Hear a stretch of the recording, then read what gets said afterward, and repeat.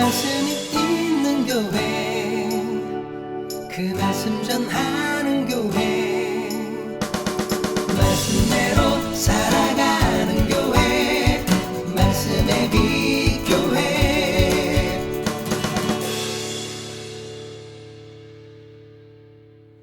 네, 감사합니다. 오늘은 에스겔서 12장이죠. 12장이 28절까지 있는데 16절까지 우리가 함께 읽었습니다.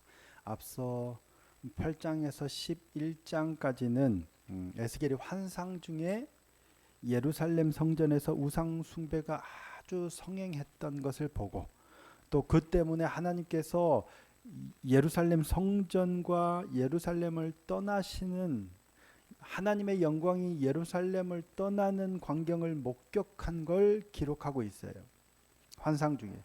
그리고 다시 현재로 돌아와 현실 세계로 돌아온 이후에 에스겔이 바벨론 포로 공동체에 예언하고 있는 예언 활동을 시작합니다. 오늘 본문에서부터 시작해서 12장에서부터 시작해서 24장까지는 그렇게 우상 숭배로 인해서 여호와의 영광이, 하나님의 영광이 예루살렘과 예루살렘 성전을 떠나는 모습을 목격하고 돌아온 후에 에스겔이 다시 이스라엘 포로 공동체에 예언한 예언 모음집이 12장에서 24장까지입니다. 그 가운데 첫 번째에 해당하죠. 환상을 보고 그러니까 우상 숭배로 인해서 여호와의 영광이 떠나시죠. 그리고 다시 이스라엘 포로 공동체에 예언하는데 뭘 예언하냐면 이제 다시금 경고하는 거죠. 하나님이 이처럼 우리가 회개하지 않으면 포로로 사로잡혀 가게 될 거다. 하나님의 영광이 떠났다. 우리는 바벨론의 포로로 이렇게 잡혀가게 될 거다라는 사실을 계속해서 상징적인 행위들을 통해서 경고하죠. 우리가 16절까지 읽었는데 28절까지 두 가지, 12장에서는 두 가지 상징 행위가 나와요. 앞서 우리가 4장 5장에서도 살펴봤지만 이런 에스겔은 특별히 어떤 상징적인 행위들을 통해서 하나님의 경고를 전하는 내용들이 많아요. 오늘 본문에는 두 가지가, 오늘 본문을 포함해서는 두 가지가 나오는데, 첫 번째는 뭐냐면 포로의 행장을 꾸리고 마치 포로로 끌려가는 것과 같은 그런 행위를 보여줘요. 자, 오늘 본문 4절에서 6절까지인데요. 다시 한 번만 읽어볼까요? 4절에서 6절입니다. 시작. 너는 낮에 그들의 목전에서 내 포로의 행장을 밖에 내놓기를 끌려가는 포로의 행장같이 하고, 저물 때에 너는 그들의 목전에서 밖으로 나가기를 포로되어 가는 자 같이 하라. 너는 그들의 목전에서 성벽을 뚫고 그리로 따라 옮기되 캄캄할 때에 그들의 목전에서 어깨에 메고 나가며 얼굴을 가리고 땅을 보지 말지어다. 이는 내가 너를 세워 이스라엘 족속에게 징조가 되게 함이라 하시기로. 그러니까 하나님께서 에스겔에게 이렇게 하라고, 징조가 되는 어떤 상징적인 행위를 하라고 명령하셨죠. 포로의 행장을 꾸려서 포로로 끌려가듯이 행장을 꾸려서 문 밖에 내놨다가 저녁이 되면 그걸 가지고 성벽을 뚫고 지나가는 거예요. 고개도 숙이고 땅만 보고 가는 거예요. 고개를 들지 말고. 포로들이 끌려갈 때 딱 그런 모습으로 가는 이런 상징 행위죠. 에스겔이 하나님이 말씀하신 대로 그 행위를 해요. 그러니까 뭐겠어요? 하나님께서 예루살렘을 심판하실 때 이스라엘 족속이 그와 같이 될 거라는 사실을 예언하는 행위예요. 그때가 되면 지금 이 예언을 하는 걸로부터 대략 한 7년 정도, 적어도 5년 7개월 정도 후에는 이렇게 될 거라는 거예요. 에스겔이 지금 보여줬던 그 모습 그대로 포로로 끌려가게 될 것을 상징적으로 보여주는 행위죠. 이게 행위, 상징 행위 예언이라고 합니다. 그리고 우리가 읽지는 않았지만 이제 뒤에 나오는 본문에는 뭐냐면 에스겔이 물과 음식을 먹되 심히 근심하고 떨면서 먹는 행위를 해요. 물을 마시고 음식을 먹는데 근심하고 떨면서 막 덜덜 떨면서 물을 마시고 음식을 먹는 상징 행위를 하는 거예요. 이게 뭐예요? 포로로 끌려갈 때 두려움에 근심 걱정에 편하지 못하게 그런 떨면서 겨우겨우 음식을 먹는 행위를 하는 거예요. 똑같죠. 이와 같은 행위 역시 이스라엘 백성들이 결국에는 멸망당하고 포로로 그렇게 끌려가면서 이런 모습을 취하게 될 거라는 사실을 보여주는 거죠. 앞서도 얘기했지만 이런 상징 행위들은 4장 5장에서도 반복돼서 나타났어요. 그때 무슨 일들이 있었어요? 예루살렘 토판을 가져다가 흙으로 예루살렘 성을 쌓는 거예요. 그리고 마치 예루살렘 성이 포위되고 공격당하고 무너지는 것 같은 그런 걸 취하라 그랬죠. 이게 예루살렘에 일어날 일을 보이는 거고, 또 왼쪽으로 390일을 왼쪽으로만 누워서 지내는 행위를 해요. 그리고 또 오른쪽으로 40일을 누워서 지내라. 그리고 음식과 물을 20세겔 정도, 그리고 딱 정확하게 달아서 그것만 먹는 어떤 행위를 해요. 또 기억나실지 모르겠지만 머리털과 수염을 깎아가지고 3분의 1은 칼로 자르고 불에 사르고 바람에 날리고 이런 상징 행위를 했었죠. 그런 행위가 정확하게 뭐냐 설명을 해줘야 아는 거죠. 왜 왼쪽으로 그 390일 동안 왼쪽으로만 누워서 지내냐? 왜 오른쪽으로 40일 동안 오른쪽으로만 누워서 지내냐? 머리털과 털럭 수염을 왜 잘라가지고 3분의 1은 태우고 3분의 1은 불사르고 3분의 1 이거 왜 그러느냐 물어봐야 이유를 알잖아요. 4장 5장에 나왔던 상징 행위들은 이처럼 정확하게 왜 에스겔이 이렇게 하는지를 말해줘야 이해가 되는 그런 상징 행위였다면 오늘 본문에 나오는 건 뭐예요? 물어보지 않아도 딱 보면 뭔지 알아차릴 수 있는 그런 상징적인 행위예요. 포로의 행장을 꾸려서 밤에 뚫린 성벽을 통과해서 쳐다보지 고개도 못 들고 땅만 보고 끌려가는 모습이에요. 그러니까 오늘 본문에 나오는 이런 상징 행위들은 4장 5장에 비하면 어떤 설명이 없어도 따로 하지 않아도 무슨 의미인지 쉽게 알아볼 수 있는 상징 행위라는 말씀입니다. 그러니까 그렇게 처참하게 포로로 끌려가면서 음식도 편하게 먹지 못하고 그렇게 끌려가게 될 것이라는 사실을 알기 쉽게 직관적으로 보여주라고 명하신 거예요. 그냥 말로만 듣는 것보다 눈으로 보면 훨씬 더 직관적이죠. 아, 우리가 장차 저렇게 되겠구나라고. 그런데 이스라엘 백성들이 물어봐요. 에스겔의 이런 독특한 상징 행위를 보고 물어보죠. 자, 오늘 보면 9절입니다. 인자야, 이스라엘 족속 곧 그 반역하는 족속이 내게 묻기를 무엇을 하느냐 하지 아니하더냐. 물어봤다는 얘기예요. 이스라엘 백성들, 야 에스겔 네가 하는 행동이 왜 그러냐 물어봤어요. 몰라서 물어봤을까요? 에스겔이 왜 그런 포로의 행장을 꾸리고 마치 포로로 끌려가는 것처럼 이런 행위들을 왜 하는지 몰라서 물어본 게 아니라요. 아는 거예요. 충분히 짐작할 수 있어요. 그런데 혹시 설마 정말 이런 마음으로 물어보지 않았을까 싶어요. 어쨌든 그 의미를 명확하게 알 수 있는 눈에 보이는 행위들을 통해서 하나님이 지금 이스라엘을 심판하시겠다라고 경고하시는 거예요. 물어봐서 확인까지 했잖아요. 진짜 맞아? 그랬더니 맞대요. 곧 있으면 이렇게 포로로 끌려가게 될 거라는 사실을 에스겔이 얘기해 줘요. 그럼 어떻게 해야 돼요? 우리가 본 게 맞았어. 하나님의 경고가 맞았어. 곧 이런 일이 닥칠 거야 라고 알았다면 어떻게 해야 돼요? 회개하고 돌이켜야 되잖아요. 얼른 하나님 앞에 엎드려서 잘못했다고 용서를 구하고 회개하고 돌이켜야 돼요. 그런데 결과는 어떻게 됐어요? 돌이키지 않아서 결국 이스라엘은 망해요. 남유다는 망해요. 예루살렘 성벽은 무너지고 예루살렘 성전도 파괴되고 망해서 포로로 끌려가잖아요. 에스겔을 통한 하나님의 경고가 무엇인지, 그대로 가면 장차 무슨 일이 일어나게 될 건지, 자기들이 어떻게 될 건지 명확하게 알았음에도 불구하고 경고를 듣지 않아서 결국 망하게 되는 거예요. 경고를 무시하거나 외면했던 거죠. 근데 하나님께서는 그들이 하나님의 경고를 무시할지 외면할지 아셨어요, 모르셨어요? 알고 계셨어요. 하나님께서는 그 경고를 들어도 그들이 돌이키지 않을 거라는 걸 아셨어요. 자, 2절입니다. 인자야, 내가 반역하는 족속 중에 거주하는도다.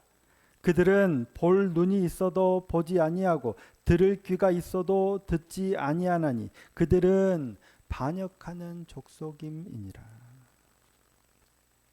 뭐라고 그랬어요? 볼 눈이 있어도 보지 아니하고 들을 귀가 있어도 듣지 않는다는 거예요. 못 보고 못 듣는 게 아니라 볼 눈이 있지만 안 보는 거예요. 들을 귀가 있지만 안 듣는 거예요. 자기들 생각대로, 자기들 고집대로죠. 그래서 결국은 너무나도 명확하게, 쉽게, 분명하게, 확실하게 보여주고 알려줬음에도 불구하고 그들이 안 들을 거라는 걸 아셨어요. 그런데도 에스겔에게 보여주라는 거예요.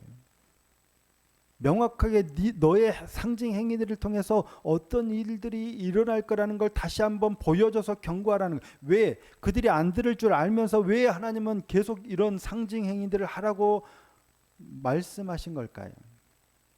이유는 뭐라고 했어요? 2절에 혹 생각이 있으리라 그랬잖아요. 이거 보게 되면 혹 생각이 있으리라. 3절이죠. 3절. 인자야, 너는 포로의 행장을 꾸리고 낮에 그들의 목전에서 끌려가라. 내가 내 처소를 다른 곳으로 옮기는 것을 그들이 보면 비록 반역하는 족속이라도 혹 생각이 있으리라. 비록 반역하는 족속이라도 안 보고 안 들으려고 하고 그래도 보게 되면 혹 생각이 있으리라. 무슨 생각이 있을 거라고 생각하신 걸까요? 말 안 들을 줄 알아. 안 돌이킬지는 알지만 그럼에도 불구하고 에스겔이 하는 행위를 통해서 하나님의 경고를 듣게 되면 혹시라도 생각이 있으리라는 거예요. 무슨 생각일까요? 첫째는 심판의 임박함을 깨닫게 되는 거예요. 하나님의 경고가 진짜라고 생각해도 그게 차일피일 언제 이러다 보면 이게 심각함을 못 느끼는 거예요. 근데 그런 실질적인 에스겔의 행위를 통해서 보게 되면 심판의 임박함을 혹시 진짜 곧 일어나는 거 아니야? 라고 깨닫게 되는 거예요. 설마 하는 마음에서 정말 이제 심판이 당하겠구나 라고 인식하게 되지 않을까. 두 번째는 하나님의 말씀의 진정성을 인식하게 되는 거예요. 말로만 하시는 게 아니라 정말로 말씀하시는 심판의 엄중함을 깨닫게 되는 거예요. 당시 유다 백성들은 어떤 모습이었냐면 예레미야나 에스겔과 같은 선지자들의 말을 콧등으로도 안 들었어요. 하나님이 심판하실 거다라고 수도 없이 예언하지만 그들의 말을 듣는 게 아니라 누구 말을 들어요? 거짓 선지자들의 말을 들어요. 평안하다 평안하다 이 말을 따라가는 거예요. 이게 옳은 것 같지만 아니야, 우리는 이 말씀을 들을래. 그리고 거짓 선지자들의 말을 따라가는 게 만연했어요.